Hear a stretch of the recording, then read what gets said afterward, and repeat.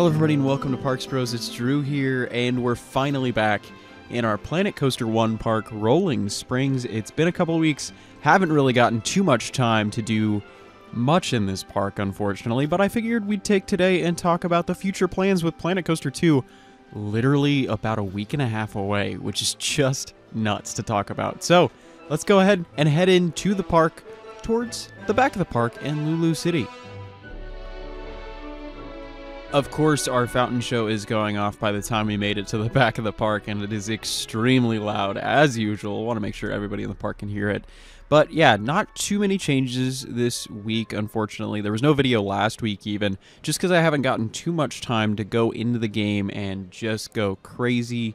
Many things are pretty much the same as we see them right here at the official entrance of Lulu City here. But you can see some subtle changes next to the entryway of Tanahutu Falls, and that includes an ADA entrance. Finally got around to it, and did a lot of tree placements and rock placements and bush placements. There was just tons and tons of foliage and nature going in. That's pretty much what I could get done in time for another video. You can see this is the accessible entrance right here. Just a small little ramp right here onto the opposite side. Very reminiscent of the Calico River Rapids ADA entrance. That's at Knott's Berry Farm in Southern California. They have a completely different entryway for it. It's kind of interesting how it works, but it is a lot more accessible than the entryway as well as the exit, because there's a lot of different stair sets and all sorts of other things that make it kind of hard to get into. And of course, that also has a roundabout station, so the ADA entrance is actually on the outside of that, and it does halt pretty much the entirety of the station in an interesting way. It actually puts the rafts on a separate trough, and that goes off to the side into this entryway. Unfortunately, we can't really do that in this game, at least very well, and there wasn't really much space for it either. So, unfortunately for the people waiting in line, if there is someone entering from this side of the entryway, it might take a little bit longer for them to hop on a raft and enjoy their ride on Tanahutu Falls.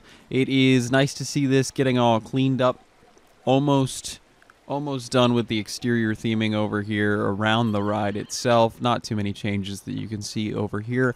But if we step into the line real quick, we can do a quick skip across.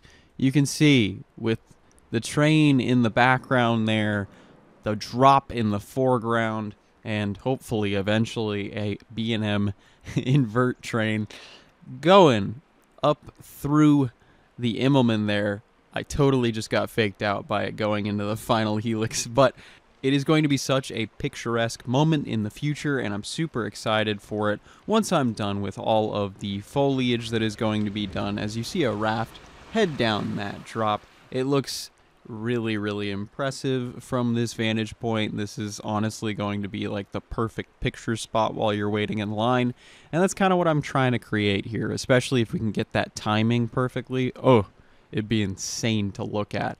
But let's go ahead and walk through some of the other things that we were able to get done. I did change Barnstormer's sign. I still am not sure if we want to change the name for the ride entirely, but somebody told me in the comments that I typed out Brandstormer. I don't know if I want to keep that or not, but I did change it over to Barnstormer as of now. If you want it to stay Brandstormer as a little joke, I'm cool with that too. But yeah, let me know down in the comments what you think we should officially name this giant B&M invert. Probably the most expensive B&M invert to ever exist. And then I also added tons of plant life underneath that first and second lift hill, so you get a lot more in terms of an amazing view here. I think it looks really sweet. Going into nighttime now, we actually have some spotlights that have been placed around the track, eventually going to get down into the ravine more and more, and it's going to look really cool at night, just like the rest of this park currently is. It looks incredible if you ask me at night, especially with a lot of the subtle night lighting that I've done in the past couple of weeks. As we hear the train back in the station, there's one other thing that I was able to do over this couple of week time span. It's something really charming and not something I usually see in Planet Coaster parks, and that is something related to our Camp Snoopy area. We've expanded it. So, once this train gets rolling out of the station, let's go ahead and check it out.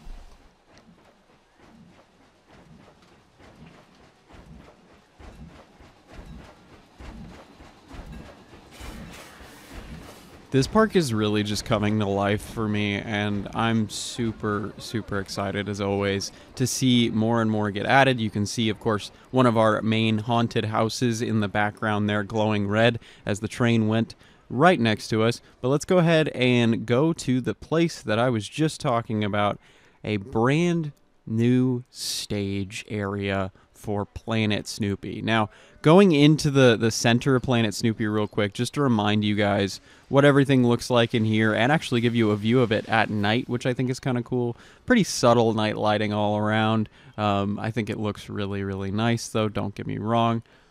But I wanted to add something that almost every Planet Snoopy really has, and that is, of course, a big gift shop. I haven't done that quite yet.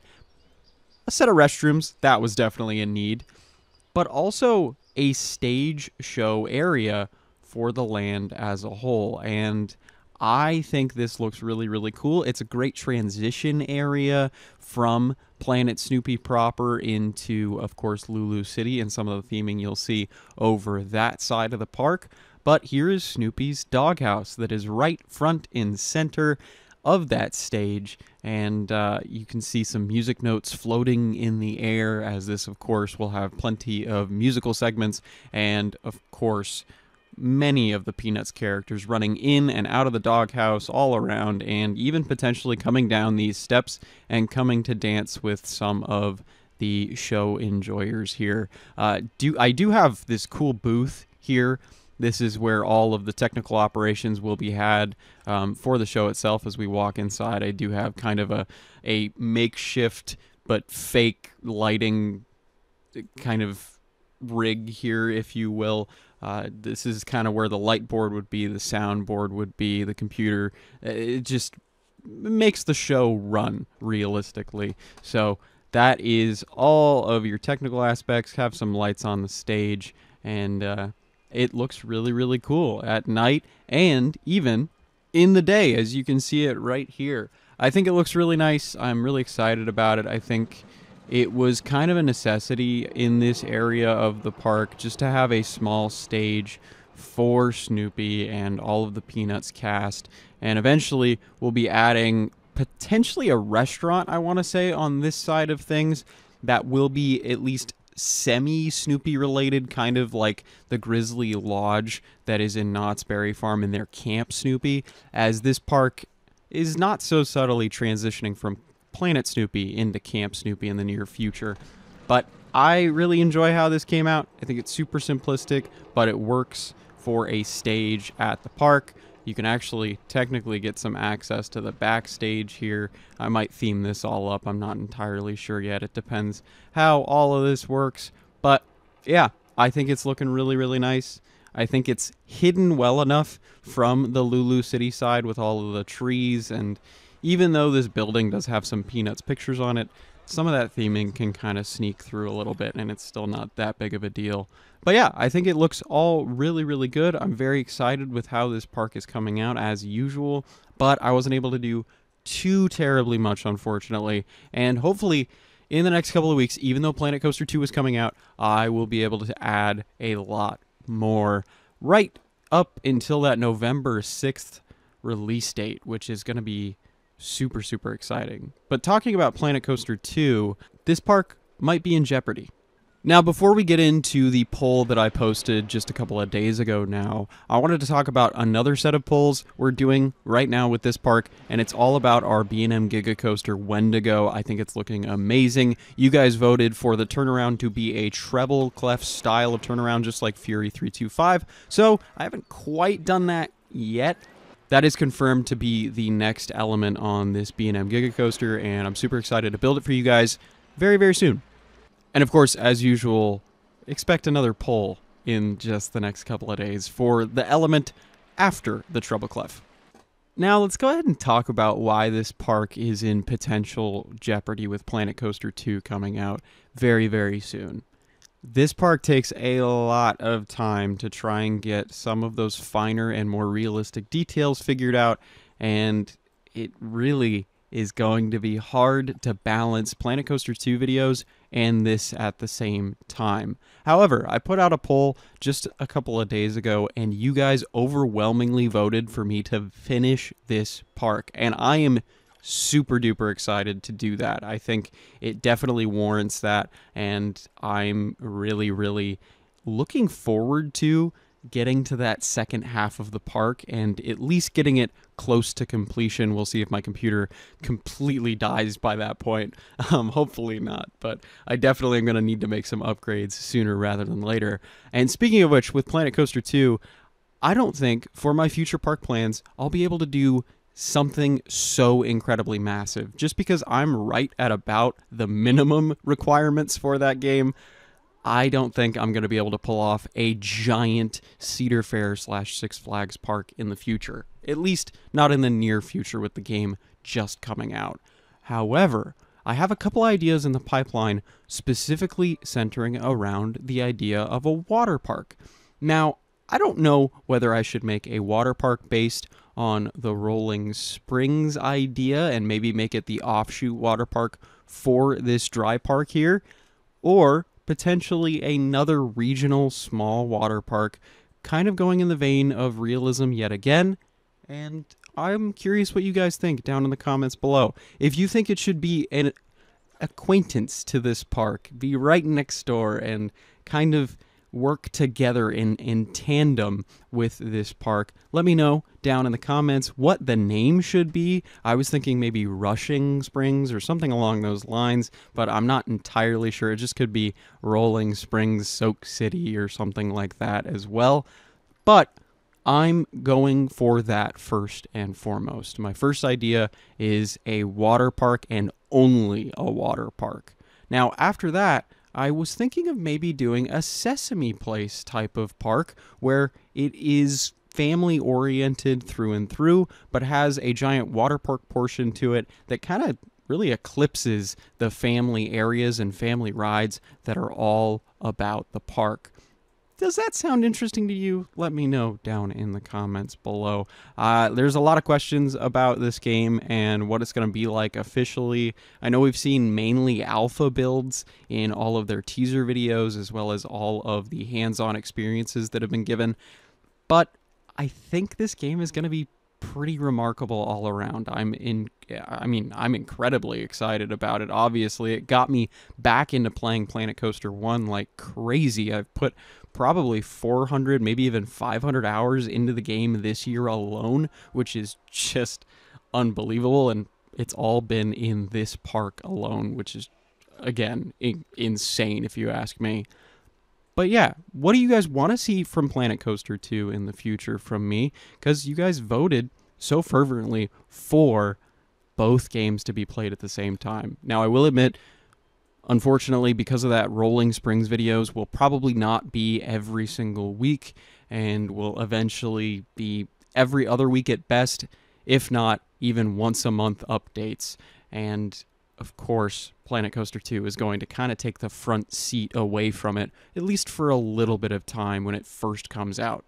But I'm already thinking of so many different ideas. I'm kind of overwhelmed with it all. I might actually put some more polls asking what you guys want to see in the future. And actually, let me know if you want to see some live streams for this park or Planet Coaster 2 in the future as well. I'm thinking about moving them all to YouTube now. I've got a lot of grand ideas for how to finish up this park, and hopefully I can get around to them without my computer exploding. And if not, I mean, I've still created something pretty remarkable, if you ask me. It's by far my biggest project, my most detailed project as well, and I'm always happy to hop onto this game. And while Planet Coaster 2 is going to take a lot of the time out, at least I suspect it to, I am still very, very much looking forward to finishing this project in hopefully the next 3, 4, maybe even 6 months at most, and hopefully finishing up a Planet Coaster 2 water park maybe by the end of the year. But with that all said, make sure to stay tuned for much more Planet Coaster and Planet Coaster 2 content in the coming weeks and months. It's going to be really, really fun. So if you haven't subscribed yet, make sure to do so and go check out the other videos prior to this one, because this to me wasn't really an episode. It was more of just a, hey, this is what's going on in the future. I'm really excited about it, and I'm going to need your help like crazy to make sure these amazing ideas are brought to life, well, I guess brought to the digital world and through your screens at home. And hopefully you're just like me, imagining you could visit this place in real life. I mean, it would just be an absolute dream to me. But with that all said, thank you all so much for watching. I really do appreciate it. And of course, until next time, we'll see you on the next ride.